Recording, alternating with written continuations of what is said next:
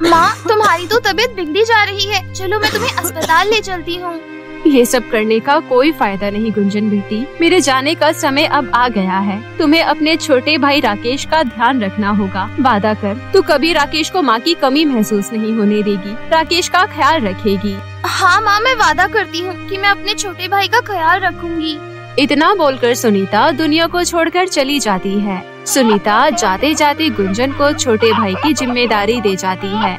गुंजन 2 दिन तक अपनी माँ की याद में रोते रहती है और फिर अगले दिन बहुत तेज बारिश होने लगती है। गुंजन दीदी, बाहर कितनी तेज बारिश हो रही है। मुझे ना माँ के हाथ के पकोड़े खाने का बहुत मन कर रहा है। माँ से कहो ना जल्दी से जाकर मेरे लिए पकोड़े बना दे। अपने भाई की ये बात सुनकर गुंजन राकेश को गले लगाकर रोने लगती है और रोते हुए मन में कहती है, अब मैं तुझे कैसे बताऊं राकेश, माँ कभी लौट कर नहीं आएंगी। माँ हमें छोड़कर जा चुकी है। राकेश, मैं अभी आती हूँ। गुंजन दीदी, अब आप कहाँ जा रही हो? मेरे भाई को भूख लगी है, इसलिए मैं तेरे लिए खाना बनाने जा रही हूँ। गुंजन आँखों में आंसू लेकर बारिश में काम ढूंढने निकल जाती है। चाचा, कोई काम मिलेगा क्या? नहीं, कोई काम नहीं है, चल भाग यहाँ से। पता नहीं कहाँ से आ जाते हैं। गुंजन की उम्र कम होने के कारण कोई भी उसे काम नहीं देता। बहुत देर चलने के बाद गुंजन सब्जी मंडी में आ जाती है। इस मंडी में बहुत बड़े बड़े व्यापारी हैं। मेरे पास इतने पैसे भी नहीं हैं कि मैं सब्जी बेच सकूं। क्या करूं? तभी गुंजन एक व्यक्ति को हरे रंग के आलू को फेंकते हुए देखती है। ये देखकर गुंजन बारिश में गिरे हुए आलू को साफ कर लेती है और सब्जी मंडी के बाहर बैठकर सब्जी बेचने लगती है। आलू ले लो, ताजे ताजे आलू ले लो, 10 रुपए के 2 किलो। ले लो बाबा जी, आलू खरीद लो। घर पर मेरा छोटा भाई भूखा है, उसके लिए मुझे खाना लेकर जाना है। कुछ ग्राहक गुंजन पर तरस खाकर आलू खरीद लेते हैं। कमाए हुए पैसे से गुंजन बारिश में कपकपाते हुए अपने भाई के लिए पकोड़े खरीद कर लाती है। राकेश, कहाँ है तू? देख, तेरे लिए तेरी दीदी क्या लेकर आई है। आप मेरे लिए आलू के पकोड़े लाई हो? ये सारे आलू के पकोड़े मेरे लिए हैं। हाँ मेरे भाई, ये सारे के सारे आलू के पकौड़े तेरे लिए हैं, तू खा ले। गुंजन अपने भाई को पेट भर के आलू के पकोड़े खिला देती है और खुद भूखी रह जाती है। गुंजन सुबह सब्जी मंडी में जाकर बड़े व्यापारी के सब्जी को साफ करके और सब्जी मंडी के बाहर सब्जी बेचा करती है और थोड़े बहुत पैसे इकट्ठा करके गुंजन अपने भाई को अच्छे स्कूल में दाखिला करवा देती है और ऐसे में गुंजन का बचपन चला जाता है। गुंजन का पढ़ाई लिखाई का सपना सब छूट जाता है। समय बीतता जाता है और फिर एक रोज बहुत तेज तूफान बारिश शुरू हो जाती है। कितनी जोर से बारिश हो रही है और ठंड भी लग रही है। क्या करूं? घर चली जाऊं? नहीं, अगर आज मैं घर चली गई तो आज मैं पैसे नहीं कमा पाऊंगी। कुछ दिन में राकेश का जन्मदिन भी आने वाला है। गरीब होते हुए गुंजन के मन में अपने भाई के लिए जन्मदिन की बहुत ख्वाहिशें थी, जिसके लिए बारिश में घंटों बैठकर सब्जी बेचती रहती है। पैसे इकट्ठे करके राकेश को उसके जन्मदिन पर तोहफा देती है। जन्मदिन की ढेर सारी बधाई। भगवान करे मेरे भाई को अपनी बहन की भी उम्र लग जाए। ये ले तेरा तोहफा। जैसे ही राकेश तोहफा खोलता है, उसकी खुशी का ठिकाना नहीं होता है। गुंजन दीदी, ये तो वही तोहफा है जो मैं कितने दिनों से खरीदना चाहता था। थैंक यू सो मच दीदी। अच्छा, तू जल्दी से नहा धो ले, तेरे मनपसंद की खोए वाली खीर बनाई है। गुंजन अपने भाई की छोटी से छोटी ख्वाहिशें पूरा कर देती थी और खुद फटे कपड़ों में गुजारा करती है। इसी तरह से 12 साल बीत जाते हैं और दोनों भाई बहन बड़े हो जाते हैं। गुंजन दीदी, मैंने 12th क्लास में टॉप मारा है, पर क्या राकेश? पर आगे की पढ़ाई के लिए जिस कॉलेज में दाखिला करना है, वहाँ की फीस बहुत ज्यादा है। तू इसकी चिंता क्यों करता है? तेरी दीदी है ना, बता कितने पैसे चाहिए? 2 लाख रुपए दीदी। गुंजन ने इतने सालों में ईमानदारी की पहचान कायम कर ली थी, इसलिए एक व्यापारी से 2 लाख रुपए का उधार लेकर अपने भाई राकेश को पढ़ने के लिए शहर भेज देती है। कुछ सालों के बाद राकेश बड़ा बिजनेसमैन बन जाता है, बबीता नाम की लड़की से शादी कर लेता है और अमीरी भरी जिंदगी जीने लगता है। और वहीं दूसरी ओर गुंजन गरीबी में गुजारा करने के लिए मजबूर होती है और गरीब बहन की आंखें अपने भाई का शहर से आने का इंतजार करती है। एक दिन राकेश अपनी पत्नी के साथ गाड़ी में बैठकर गांव आता है। उस रोज बहुत तेज बारिश हो रही होती है। अरे बाबूजी, अब इसके आगे आपकी गाड़ी नहीं जा सकती। तो क्या यहाँ से अब हमें बारिश में पैदल जाना पड़ेगा? पर अब कोई और ऑप्शन भी तो नहीं है बबीता। राकेश अपनी पत्नी बबीता के साथ कच्ची गलियों से गुजरते हुए अपने घर तक आने लगता है। तभी बबीता की सैंडल कीचड़ में चली जाती है। सो डर्टी, कितनी गई गुजरी गलियां हैं। यहाँ के लोग कैसे रह सकते हैं। जैसे ही राकेश और बबीता घर के अंदर आते हैं, बारिश का पानी जगह जगह पर टपकता है। गुंजन पानी को बर्तन में भर रही होती है। अपने भाई को सालों बाद अपने सामने खड़ा देखकर बदनसीब गरीब बहन के आंखों से आंसू टपकने लगते हैं। राकेश, तू आ गया। कितनी देर लगी तुझे मेरे भाई अपनी दीदी के पास पहुँचने में। राकेश, ये है तुम्हारी बहन। मैंने तो सोचा कि इतने बड़े बिजनेसमैन की बहन मॉडर्न होगी, पर ये तो गंवार है। करा दी ना मेरी बेइज्जती आपने। अरे मेरे भाई, तू नाराज क्यों होता है। मैं जानती हूँ, जब तुझे भूख लगती है तब तू ऐसे ही चिड़चिड़ा हो जाता है। मैं तेरे लिए कुछ खाने को बनाती हूँ, तू बैठ, मैं अभी आती हूँ। गुंजन चूल्हे पर जल्दी जल्दी खाना बनाने लगती है, जिसकी वजह से गुंजन का हाथ जल जाता है। ये ले राकेश, मैंने तेरे लिए आलू प्याज के पकौड़े बनाए हैं। मेरे भाई को बारिश में पकौड़े खाना पसंद है। ये ले और खा। गुंजन जैसे ही अपने हाथों से राकेश को पकोड़े खिलाने की कोशिश करती है, तभी राकेश गुस्से में सारे पकोड़े जमीन पर फेंक देता है। बस करो गुंजन दीदी, ये सब करके आप साबित क्या करना चाहती हो। बंद करो ये दिखावा। अपने भाई की ये बात सुनकर गुंजन के आंखों में आंसू भर आते हैं। राकेश, अगर अपने भाई की फिक्र करने को दिखावा कहते हैं तो ठीक है, गलती मेरी है। मैं तुझ पर अपना हक समझने लगी थी, भूल गई थी अब मेरा भाई बड़ा आदमी बन गया है। टूटे फूटे घर को और अपनी गरीब बहन को अपने लायक ही नहीं समझता, क्योंकि तू बड़े बंगले में रहता होगा। मगर तू शायद भूल गया है, तेरी बहन ने तेरे लिए क्या कुछ नहीं किया। आपने राकेश के लिए जो कुछ भी किया है, बड़ी बहन होने के नाते वो आपका फर्ज था। एहसान गिनवाने की जरूरत नहीं है। चलो राकेश, अब हम इस घर में एक सेकंड भी नहीं रुकेंगे। ये सब कहकर बबीता राकेश को ले जाने लगती है। तभी एक एक कदम बढ़ाने के साथ साथ राकेश के आंखों के सामने अपनी गरीब बहन की किए गए एहसान याद आने लगते हैं और राकेश के कदम घर के दरवाजे पर ही रुक जाते हैं। क्या हुआ राकेश, तुम रुक क्यों गए। बबीता, मेरी बहन ने मेरे लिए बहुत कुछ किया है, तुम नहीं जानती। मगर मेरे कारण गुंजन दीदी का उनका बचपन छिन गया। वो अक्सर अपने हिस्से का खाना मुझे खिला देती थी और खुद भूखी रह जाती थी। और रोजी रोटी कमाने के लिए भारी तेज बारिश में मेहनत करती थी और मेरे भविष्य के लिए उन्होंने आज तक शादी नहीं करी। दीदी, अपने भाई को माफ कर दो। दीदी, मुझसे नाराज होना आपका जायज है। अरे पगले, मैं तुझसे नाराज होकर भला कहाँ जाऊंगी। मेरे भाई, तेरे सिवा मेरा इस दुनिया में है कौन। राकेश फूट फूट कर रोने लगता है और अपनी गरीब बहन को गले लगा लेता है। इसके बाद राकेश अपनी बहन को शहर ले जाता है और बड़े धूमधाम से अपनी बहन की अच्छे घर में शादी करवाता है और भाई होने का फर्ज निभाता है। ये गुंजन की खुश भरी जिंदगी की शुरुआत। परी की जादुई 3 नदी का जादू। एक समय की बात है, सावित्री नाम की एक औरत अपनी 3 बेटियों के साथ विजयनगर नाम के गांव में रहा करती थी। सावित्री का पति मोहन सेठ के खेतों में काम किया करता था और उसके कमाए हुए पैसों से ही सावित्री का पूरा घर चलता था। परंतु छोटी उम्र से ही काम करने के कारण वो बहुत कमजोर हो चुका था। इसलिए एक दिन जब वो खेतों में काम कर रहा था तो अचानक ही उसे चक्कर आते हैं और थोड़ी ही देर बाद उसकी अचानक ही मृत्यु हो जाती है। सावित्री को जब ये बात पता चलती है तो उसकी तो पूरी दुनिया ही उजड़ जाती है। परंतु उसकी 3 बेटियां भी थी जिसका उसे ख्याल रखना था। इसलिए वो खुद को संभालती है और पूरे घर को संभालने का जिम्मा अपने ऊपर ले लेती है। सावित्री की 3 बेटियां थी, जिसमें से सबसे बड़ी थी आंचल, उससे छोटी प्रिया और मीनू। आंचल बड़ी होने के साथ साथ समझदार भी थी। वो अपनी माँ के दुख, घर की परेशानियों और बाकी सभी चीजों को बड़ी समझदारी से समझती थी। जबकि दूसरी ओर प्रिया और मीनू को केवल अपने आप से ही मतलब रहता था। उन्हें फर्क नहीं पड़ता था कि उनके घर में कैसी स्थितियाँ हैं, क्या चल रहा है क्या नहीं। बस उन्हें जो चाहिए होता था वो चाहिए होता था। घर का खर्चा, रोजी रोटी चलाने के लिए सावित्री सब्जी बेचने का काम शुरू कर देती है। वो गर्मियों की धूप में इधर से उधर सब्जी बेचती है और घर का खर्चा चलाती है।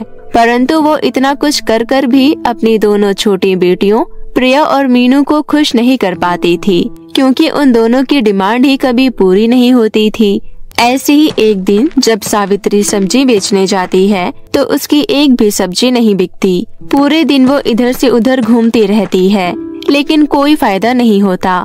शाम के वक्त वो सोचती है, मेरी तो कुछ समझ में ही नहीं आ रहा है कि मैं क्या करूं। वहाँ घर पर मेरे बच्चे भूखे बैठे हैं और यहाँ मेरे पास उन्हें खिलाने के लिए कुछ भी नहीं है। मुझे तो प्रिया और मीनू ने कहा था कि मैं उनके लिए बर्गर लेकर आऊं और यहाँ मेरे पास सूखी रोटी के पैसे भी नहीं हैं। हे भगवान, ये तो हमें कैसे दिन दिखा रहा है। सावित्री ये सोच रही होती है कि तभी उसे सामने एक अमीर औरत दिखाई देती है जो अपने घर का बचा हुआ खाना एक गाय को डाल रही थी। सावित्री भागती हुई उस औरत के पास जाती है और कहती है, मेम साहब, अगर आपके पास ये खाना अतिरिक्त बच गया है तो कृपया करके मुझे दे दीजिए। देखिए, मैं भिखारन नहीं हूँ, मैं मेहनत करके सब्जी बेचती हूँ, लेकिन आज मेरी एक भी सब्जी नहीं बिकी है और मेरे बच्चे घर पर भूखे हैं, इसलिए मुझे खाने के लिए आपके आगे हाथ फैलाने पड़ रहे हैं। कोई बात नहीं, ये खाना तुम ले जाओ। वैसे भी ये खाना मैं गाय को डाल रही थी। अगर तुम्हें चाहिए तो तुम रख लो, और अगर तुम्हें पैसे की जरूरत है तो मेरे घर पर आ जाओ। मेरे घर पर आज एक पार्टी थी, तो उस पार्टी के बाद घर पर काफी कचरा फैल गया है और काफी सारे बर्तन भी है। अगर तुम उन्हें साफ कर दोगी तो मैं तुम्हें कुछ पैसे दे दूंगी। सावित्री उस औरत की बात मानती है और उसके घर पर चली जाती है और सारा काम कर लेती है, जिसके बाद वो औरत सावित्री को कुछ पैसे दे देती है। खाना और पैसे लेकर सावित्री जैसे ही घर आ रही होती है तो एक गाड़ी आकर सावित्री को टक्कर मार देती है। टक्कर जोरदार नहीं थी, इसलिए सावित्री की जान बच जाती है, परंतु उसे काफी चोटें आती है। कुछ लोग सावित्री की मरहम पट्टी कराकर उसे घर पहुंचा देते हैं। अपनी माँ को इस हालत में देखकर आंचल की तो जैसे सांसें अटक जाती है और वो अपनी माँ से कहती है, ये क्या हो गया माँ तुम्हें? तुम्हें इतनी सारी चोटें कैसी आई? ये सब हम लोगों की गलती है, हमारी वजह से ही तुम बाहर जाती हो। ऐसा नहीं है मेरी बच्ची, ये तो भगवान की मर्जी है, जो होना होता है वो होकर ही रहता है। तभी प्रिया कहती है, माँ तुम भी कमाल करती हो, ना तो हमारे लिए तुम बर्गर लेकर आई, ना ही कुछ ढंग का खाना, और ऊपर से चोट लगवाकर तुम और बैठ गई। हाँ प्रिया दीदी बिल्कुल सही कह रही हैं। हमारा बर्गर खाने का कितना मन था, लेकिन नहीं, आपका ये ड्रामा शुरू हो गया। तुम दोनों को बिल्कुल भी शर्म नहीं आती इस तरह की बातें करते हुए। एक तो माँ को इतनी चोट लग गई है और तुम्हें अभी भी अपने बर्गर की चिंता लगी हुई है। कोई बात नहीं आंचल, ये दोनों अभी छोटी हैं, इनमें समझ नहीं है, इसलिए ऐसी बातें कर रही हैं। बड़ी होंगी तो समझदार हो जाएंगी। नहीं माँ, बहुत हो चुका है। ये आपकी मेहनत आपके दुख दर्द को बिल्कुल नहीं समझते, क्योंकि इन्हें घर बैठे बैठे सब कुछ मिल जाता है। इन्हें बाहर की दुनिया की कोई समझ नहीं है। अगर ये एक दिन भी बाहर खाने के लिए भटके तब इन्हें पता चलेगा कि आपकी क्या अहमियत है। माँ, आज से आप घर पर रहेंगी और मैं, मीनू और प्रिया खाने का इंतजाम करेंगे, और इसके लिए हम कल से शहर में काम ढूंढने जाएंगे। पर आंचल। नहीं माँ, अब और नहीं, आपको मेरी बात माननी होगी, और तुम दोनों को भी, समझी?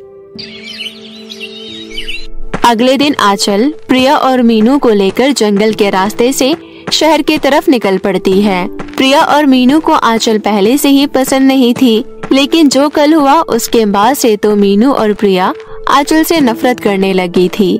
जंगल के रास्ते में वो लोग आपस में बात कर रहे थे। मुझे तो समझ ही नहीं आता कि ये आंचल की बच्ची अपने आप को समझती क्या है। अगर हमसे बड़ी है तो क्या हम पर रोब जमाएगी, हमसे काम करवाएगी? हाँ प्रिया दीदी, आप बिल्कुल सही कह रही हो। अब हम क्या इस उम्र में काम करेंगे? ये सब काम तो माँ को ही करने चाहिए, लेकिन ये आंचल की बच्ची हमें भी काम करवाने के लिए शहर ले जा रही है। मुझे नहीं जाना कहीं भी काम करने के लिए।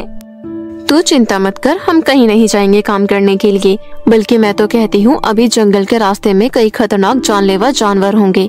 हम इस आंचल की बच्ची को उन्हीं जानवरों के सामने फेंक देंगे, फिर ये जाने और वो जानवर जाने। इसके बाद हम वहाँ से भागकर घर वापस चले जाएंगे। बाकी माँ तो हमें है ही खिलाने वाली। क्या बात है दीदी, आपका आइडिया तो फर्स्ट क्लास है। ऐसी ही बातें करते हुए वो दोनों आंचल के साथ जा रही थी। तभी रास्ते में उन्हें एक बूढ़ा लकड़हारा दिखाई देता है जो कि बहुत ही कमजोर था। वो उन तीनों लड़कियों को देखकर कहता है, बच्चियों, क्या आपके पास कुछ खाने के लिए है? मैं बहुत भूखा हूँ, मैंने बहुत दिनों से कुछ नहीं खाया, मेरी मदद कीजिए। उस बूढ़े लकड़हारे की बात सुनकर प्रिया कहती है, अरे अगर हमारे पास खाने के लिए होता तो हम काम करने के लिए क्यों जाते? बड़ा या खाना मांगने वाला, खुद कमा कर नहीं खा सकता है क्या? प्रिया, अगर हमारे पास खाने के लिए नहीं है तो तुम इन्हें प्यार से भी मना कर सकती हो। इस तरह से भड़कने की क्या जरूरत है? बाबा, हमारे पास आपको देने के लिए कुछ भी नहीं है, कृपया करके हमें माफ कर दीजिए। हम अभी शहर जा रहे हैं, अगर हमें कुछ खाने के लिए मिलता है तो आते वक्त हम आपको देते हुए जाएंगे। ऐसा कहकर आंचल आगे बढ़ जाती है।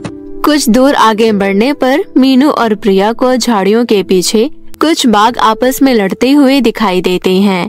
तभी वो दोनों आंखों से इशारा करती हैं और झाड़ियों के अंदर आंचल को धक्का दे देती है और वहाँ से भाग जाती है।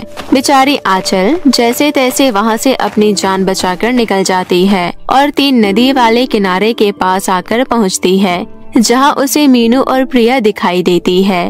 वो उनसे कुछ बोलने जा ही रही होती है कि तभी वहाँ पर एक परी प्रकट होती है और कहती है, आप तीनों का यहाँ पर स्वागत है। मैं इन 3 जादुई नदियों की परी हूँ। मैं लोगों की मदद करती हूँ और आपकी भी करना चाहती हूँ। आप जो अपने सामने ये 3 नदियाँ देख रही हैं, इनमें से पहली नदी हीरो से भरी हुई है, जो बहुत ही ज्यादा अनमोल है। दूसरी नदी सोने और चांदी का भंडार है तथा तीसरी नदी में बहुत ही जरूरतमंद लोग हैं, जिन्हें सेवा करने के लिए किसी की जरूरत है। आप लोग अपनी इच्छा अनुसार किसी भी नदी को चुन सकती हैं और उसके नाव में बैठकर आप इस नदी में प्रवेश कर सकती हैं। हीरे बहुत ही कीमती होते हैं और वो मुझे बहुत पसंद भी है, इसलिए मैं तो हीरे वाली नदी को ही चुनूंगी। सोने चांदी में तो मैं इस पूरी दुनिया को खरीद सकती हूँ, इसलिए मैं दूसरी यानी कि सोने चांदी वाली नदी को चुनती हूँ। सोना, चांदी, हीरे जवाहरात तो सब यहीं रह जाएगा। अगर हमारे साथ कुछ जाएगा तो वो है लोगों की दुआएं और उनका आशीर्वाद। इसलिए मैं लोगों की मदद करना चाहती हूँ और मैं तीसरी नदी को चुनती हूँ। ऐसा कहकर तीनों बहनें अपनी अपनी चुनी हुई नदी की नाव में बैठ जाती है। प्रिया अपनी नाव में बहुत सारे हीरे भर लेती है। दूसरी तरफ मीनू अपनी नाव में सोने और चांदी का भंडार कर लेती है। इतना सब कुछ अपने नाव में भरने के कारण उन दोनों की नाव असंतुलित होकर नदी में ही गिर जाती है और वो दोनों डूबकर वहीं मर जाती है। वहीं तीसरी ओर जब आंचल सेवा करने के लिए लोगों को ढूंढती है तो उसे अपनी नदी में केवल धन दौलत, पैसे, हीरे जवाहरात ही मिलते हैं। आंचल नदी की तरफ से मिले उन हीरे जवाहरातों को लेकर ऊपर आ जाती है, लेकिन तभी वो देखती है कि उसकी दोनों बहनें वहाँ पर नहीं हैं और वो परी से पूछती है, हे परी, कृपया करके आप मुझे बताएंगी कि मेरी बहन कहाँ है? परी सारी कहानी आंचल को बताती है, जिसे सुनकर आंचल की आंखों में आंसू आ जाते हैं और वो कहती है, हे परी, कृपया करके मेरी बहनों को मुझे वापस कर दीजिए। मुझे ये धन दौलत नहीं चाहिए, मुझे तो मेरी बहनें चाहिए। हाँ, मानती हूँ कि उनसे बहुत बड़ी गलती हुई है, उनके लालच ने ही उन्हें इस मुकाम तक पहुँचाया है, पर आखिरकार वो मेरी बहनें हैं। पर उन्होंने तो तुम्हारी जान लेने की कोशिश की, यहाँ तक कि तुम्हारी और तुम्हारी माँ की इज्जत तक नहीं की, दूसरों को भी भला बुरा कहा, फिर भी तुम उन्हें बचाना चाहती हो। चाहे वो जैसी भी है, पर है तो मेरी बहनें ही ना, और अभी नहीं तो बाद में, पर मैं उन्हें अच्छे से समझा दूंगी, उन्हें ईमानदारी की राह पर चलना सिखा दूंगी। तुम सच में बहुत ही अच्छी हो आंचल, ईश्वर तुम्हारा सदैव भला करे। तुम्हारी इसी अच्छाई के कारण मैं तुम्हें तुम्हारी बहनें वापस लौटाती हूँ। ऐसा कहकर परी अपनी छड़ी उन दोनों नदियों के ऊपर घुमाती है और मीनू तथा प्रिया को वापस जीवित कर देती है। मीनू और प्रिया को जब आंचल की बातों का पता चलता है तो वो उसके पैरों में पड़ जाती है और अपने किए के लिए माफी मांगती है और आंचल उन्हें बड़ा दिल रखकर माफ कर देती है, जिसके बाद परी उन तीनों को धन दौलत के साथ विदा करती है, जिसे लेकर आंचल अपनी माँ के पास आ जाती है और वो तीनों बहनें तथा सावित्री खुशी खुशी अपना जीवन व्यतीत करने लगते हैं।